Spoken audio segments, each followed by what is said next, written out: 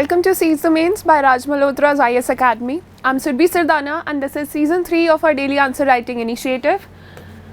This initiative runs in coordination with our website. अगर आप answer writing practice करना चाहते हैं किसी भी सिविल सर्विसेज एग्जाम के लिए, if you want to practice answer writing on a daily basis, then this is the right place for you. This is our website rajisacademy.com, and here at the mains answer writing section, if you click here, you will see a list of questions which you can answer, and our team will evaluate your questions and answers entirely free of cost, and we will give you our feedback that how to improve your answers and slowly move your answers towards the perfection. So the topic for today is environment ethics versus development. So let's see what is the question. What do you understand by environmental ethics? Put a light on development versus environmental ethics debate using suitable examples. Answer in 250 words. देखिए, environmental ethics is implicitly a part of your syllabus. Explicitly नहीं दिया गया है, but implicitly it is a part of your ethics syllabus, and this question has been framed keeping in mind such issues. So first of all, what we'll do is, since the first part of the question is what do you understand by environmental ethics, so this part says what do you understand, not define environmental ethics. तो आप definition के साथ साथ दो तीन lines और भी add कीजिए about whatever you understand of environmental ethics. Explain environmental ethics, take some example, take some quotes or whatever suits you, and then write your introduction with regards to this first part, and then we'll move on to the second part, which is about highlighting that put a light on the development versus environmental ethics debate. So what you can do is write sentences. आप body paragraph approach ले सकते हैं या points में लिख सकते हैं जहाँ पर development versus ethics कि हमने development की है but ethical issues ये हो गए, how environment was suffering due to development and how both of them stand at contrast to each other, that if we want to pursue development to to increase per capita income or to sustain livelihoods or to ensure minimum basic levels of life, then it runs in contrast with the environmental ethics या जो environment sustainability है उसके contrast में कई बारी run करता है, and then towards the conclusion you can say that they are not necessarily in contrast to each other. If we think about our steps, if we properly research all the projects that we are trying to carry out, then this balance can be maintained, and we'll quote a very important report, Agenda 21 को हम quote करेंगे to conclude our answer.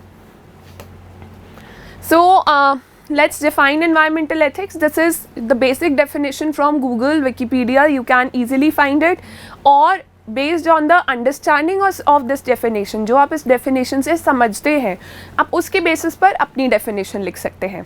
So environment ethics is a branch of applied philosophy that studies the moral and ethical relationship of human beings to the environment. तो जो हमारा moral obligation है environment की तरफ या ethical relationship हमारा environment के साथ है, it studies that. So that is your environmental ethics. So basically man's moral and ethical obligations means responsibilities towards the environment. उसको study जो भी चीज़ें करती हैं, they form a part of your environmental ethics.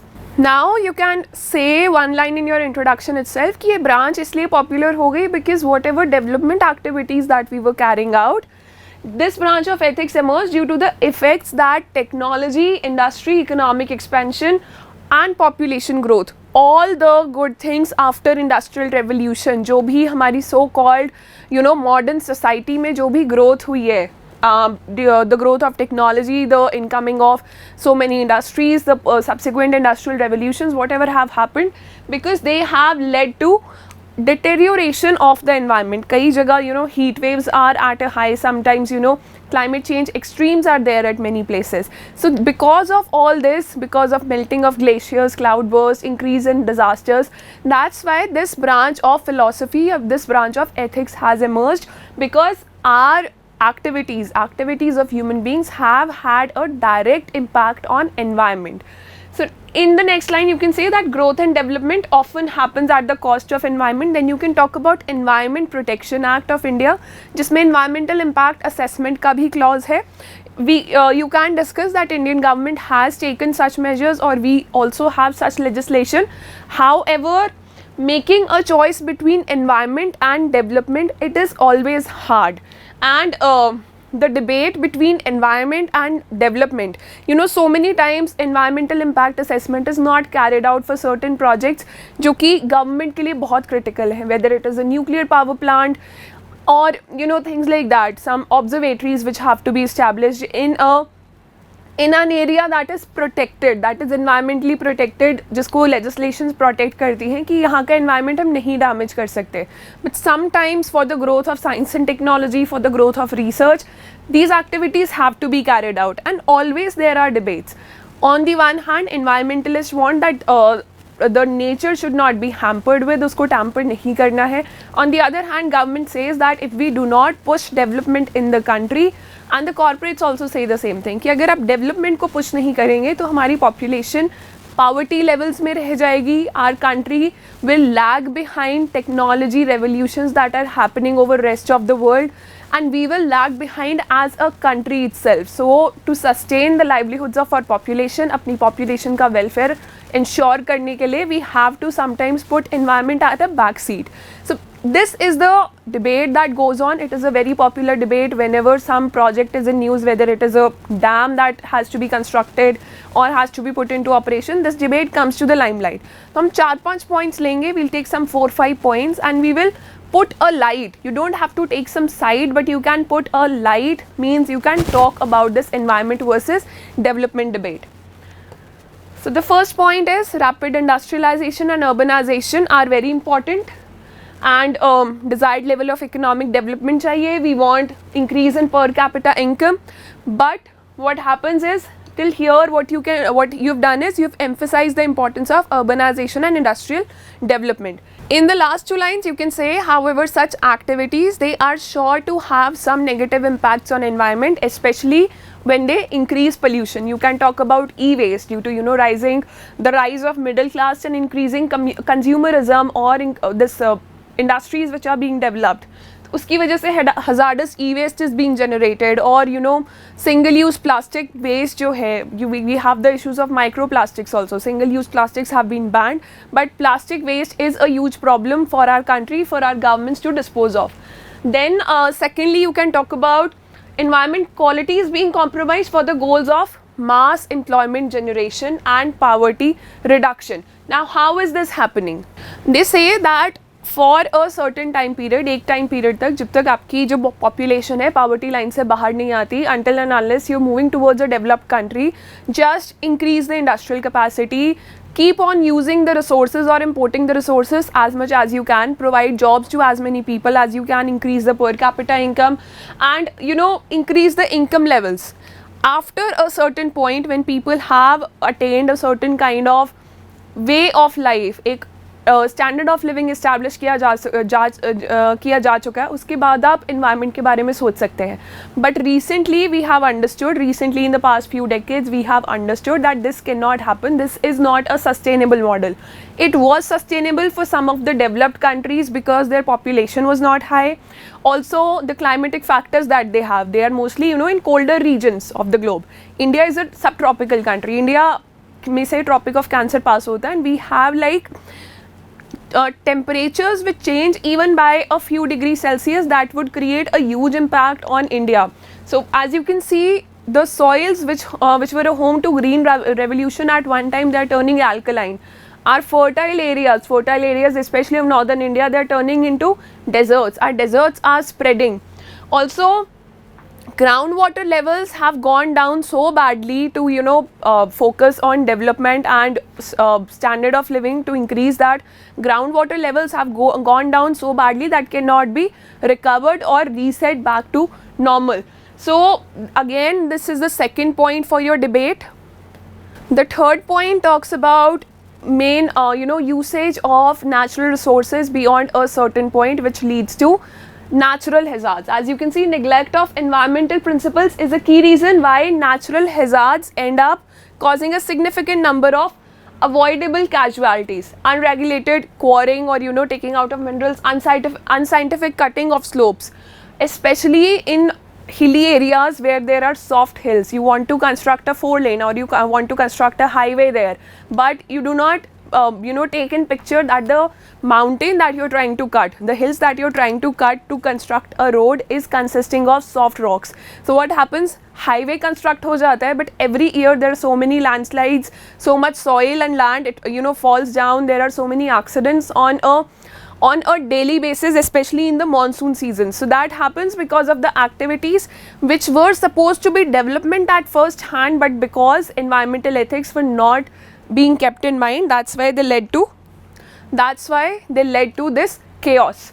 So it increases the risk of landslides, increases the number and intensity of tropical cyclones in coastal areas has been seen because of climate change, floods in northeast, landslides, avalanches and recurrent droughts.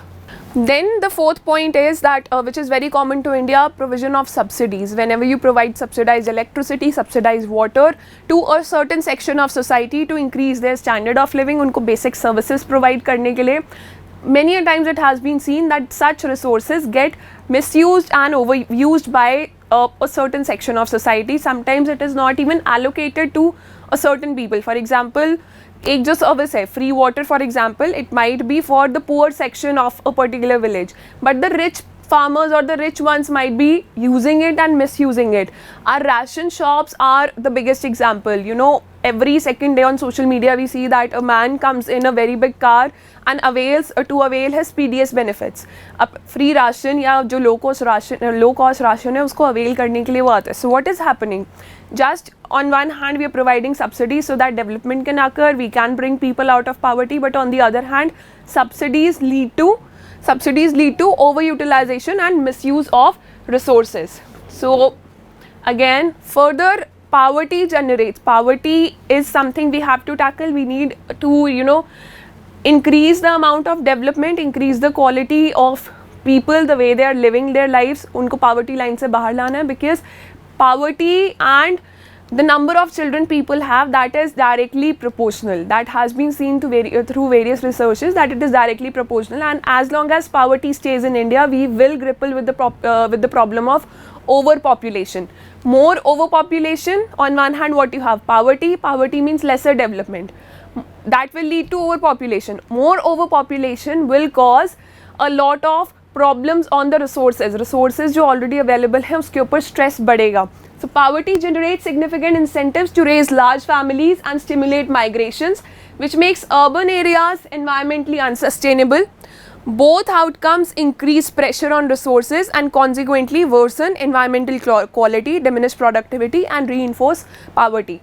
So what happens is, in the previous 5 points, we have not taken a stand, but जो development versus ethical issues हैं environment से related, हमने उसके ऊपर we put a light, we have just talked about it. So in some points we've taken a stand, but on the whole our answer does not take a stand.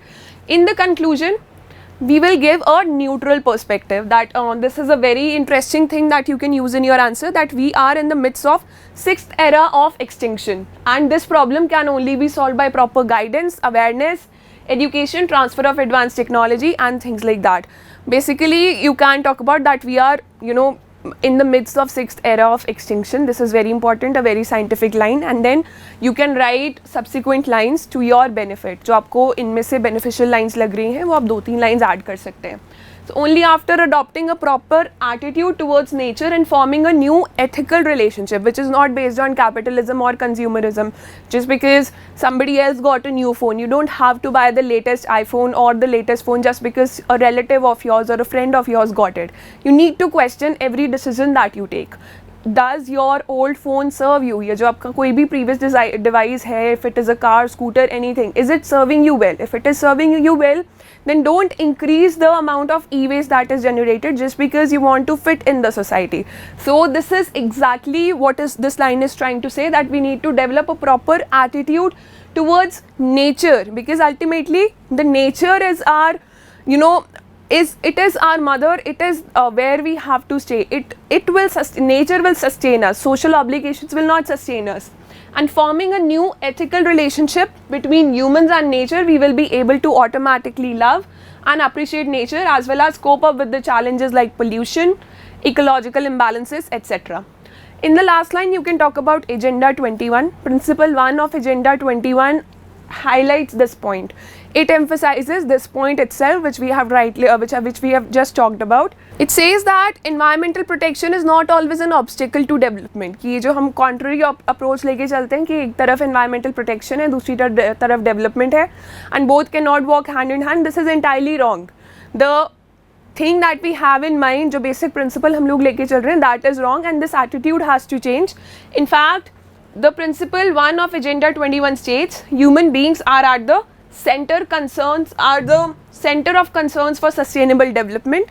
They are entitled to a healthy and productive life in harmony with nature. So just like our ancestors did, you can be in harmony with nature, still lead a good life, a better life, a very decent kind of standard of living can be established even by staying in harmony with nature. So that is something you can end your answer with.